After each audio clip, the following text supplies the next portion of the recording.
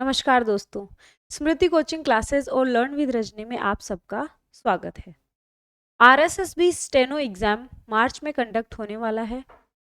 आप में से बहुत सारे विद्यार्थी ऐसे हैं जिनकी स्पीड अब तक 100 वर्ड पर मिनट की आ चुकी होगी, या फिर कई बच्चे ऐसे हैं जो 110 पर पहुंच गए हैं, कई बच्चे ऐसे हैं जो 90 पे पहुंचे हैं।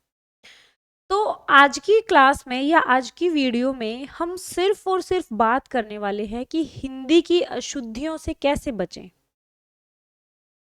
लास्ट टाइम जब ये एग्ज़ाम हुआ था उसमें मैं सेलेक्ट हुई।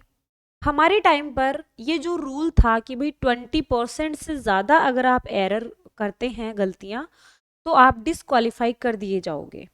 हमारे टाइम पर ऐसा कोई रूल नहीं था।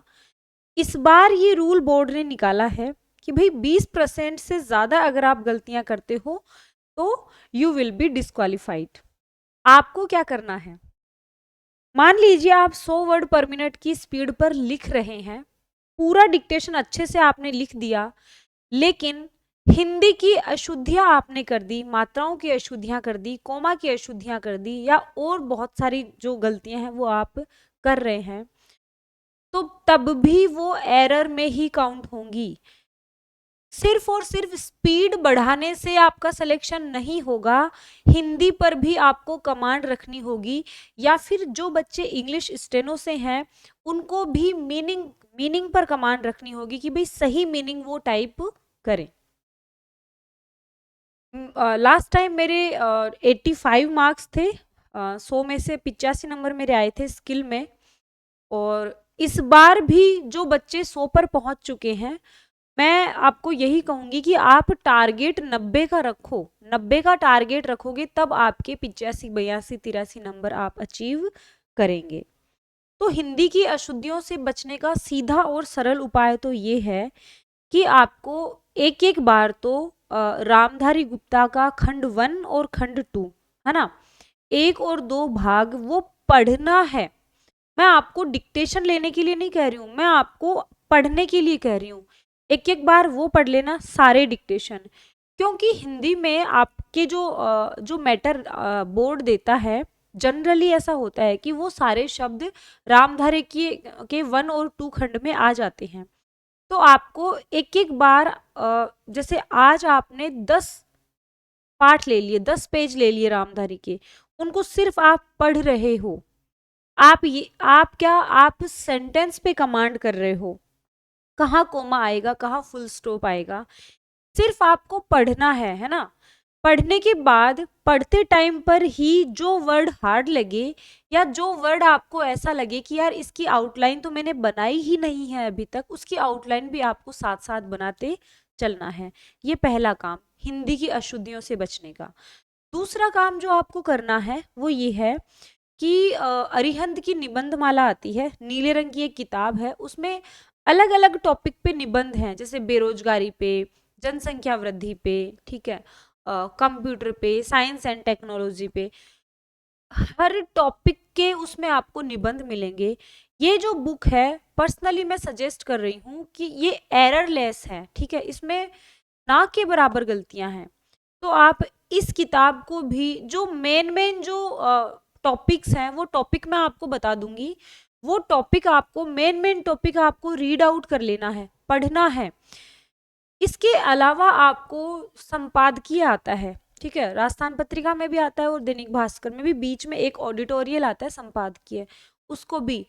कहने का सीधा सा मतलब इतना सा है कि आपको हिंदी ज्यादा से ज्यादा अब पढ़नी है, आपकी आंखों में से सारे शब्द निकलने चाहिए। तब जब आप वहां डिक्टेट कर लोगे, जब आप पूरा लिख लोगे और जब आप टाइप करने पर आओगे, मान लो आपने पूरा सही लिख दिया, टाइप करने पर आप आए और हिंदी आपकी अच्छी है ही नहीं, तब आपके 20% से ज्यादा गलतियां होंगी ही होंगी। तो जितना ज्यादा इम्पोर्टेंट स्किल को टाइम देना है, जितना इम्पोर्टेंट स्पीड को बूस्ट करना है, एज इट इज उतना ही इम्पोर्टेंट हिंदी के ऊपर कमांड भी करना है। आपको सारे वर्ड्स जो हार्ड वर्ड लगे उनकी आउटलाइंस बनाते हुए चलना है। इसके साथ ही आप क्या कर सकते हैं, आपको एक चीज डेवलप करनी है खुद में, जैसे कि सेंटेंस जो है उसके फॉर्मेशन को समझना है। जब आप रीड आउट करोगे इन चीज़ों को जो मैंने आपको बताया है, सेंटेंस को के फॉर्मेट को पढ़ो कि भाई अगर स्त्रीलिंग की बात हो रही है, स्त्रीलिंग आया है सब्जेक्ट में तो रही है आएगा, प्लूरल आया है तो प्लूरल के हिसाब से। इस तरह से आपको सेंटेंस फॉर्मेशन पे भी थोड़ा थोड़ा ध्यान देना पड़ेगा। तो ये सबसे ज्यादा पूछा गया क्वेश्चन था कि मैम हिंदी की अशुद्धियों से कैसे बचें। तो उम्मीद करती हूँ कि ये वीडियो आपके लिए यूजफुल होगी। और आप में से कई बच्चे ऐसे होंगे जो 4th ग्रेड के लिए तैयारी कर रहे हैं। 4th ग्रेड के लिए हमने ऑल सब्जेक्ट्स का, सिर्फ इंग्लिश का नहीं है, ये बैच हमने चला रखा है ऑल सब्जेक्ट का, अभी चल रहा है। आप इस बैच का हिस्सा बन सकते हैं। इसमें हमने एक व्हाट्सएप ग्रुप बना रखा है। व्हाट्सएप ग्रुप के माध्यम से आपको हम गाइड कर रहे हैं, मेंटोरशिप आपको एक दी जा रही है। इस बैच को ज्वाइन करने के बाद इस बैच में हमारे जितने भी स्टूडेंट्स हैं, हमने उनको ये कह रखा है कि आपको एक सिंगल कागज भी बाहर से नहीं खरीदना। यानी इस बैच का हिस्सा बनने के बाद आपको सारा जो स्टडी मटेरियल है वो हम प्रोवाइड करवाएंगे, हर सब्जेक्ट का, English, Hindi, math, GK, science, computer, all subjects का जो स्टडी मटेरियल है वो हमने आपको नोट्स के माध्यम से प्रोवाइड हम करवा रहे हैं और आगे करवाते जाएंगे। साथ ही साथ हर टॉपिक कंप्लीट होने के बाद इसमें लाइव टेस्ट भी दिया जा रहा है। तो आप में से जो बच्चे इस बैच का हिस्सा बनना चाहते हैं, आप बैच ले सकते हैं। और हमारे हेल्पलाइन नंबर पे आप कॉल करके पूछ सकते हैं अगर कोई क्वेरी है तो। ये हमारे हेल्पलाइन नंबर है, कॉल करके आप पूछ सकते हैं। कई बच्चे ऐसे हैं जिनको सिर्फ इंग्लिश पढ़नी है। इंग्लिश के लिए अपना दुर्गा बैच चल रहा है जिसमें ग्रामर, वोकेबुलरी और कॉम्प्रिहेंशन का सारा पोर्शन करवाया जाएगा। ये जो बैच है वो 4th ग्रेड ड्राइवर, पटवार, वीडियो, रीट या ऑल कॉम्पिटिटिव एग्जाम्स के लिए है। तो आप अगर आप लेने के इच्छुक है इनमें से कोई बैच, हमारे हेल्पलाइन नंबर पे कॉल करके आप पूछ लेना, क्वेरी कर लेना। तो आज का वीडियो अगर अच्छा लगा है तो प्लीज़ वीडियो को लाइक करें, ज़्यादा से ज़्यादा शेयर करें, और लर्न विद रजनी पर नए हैं तो प्लीज़ चैनल को सब्सक्राइब जरूर कर दें।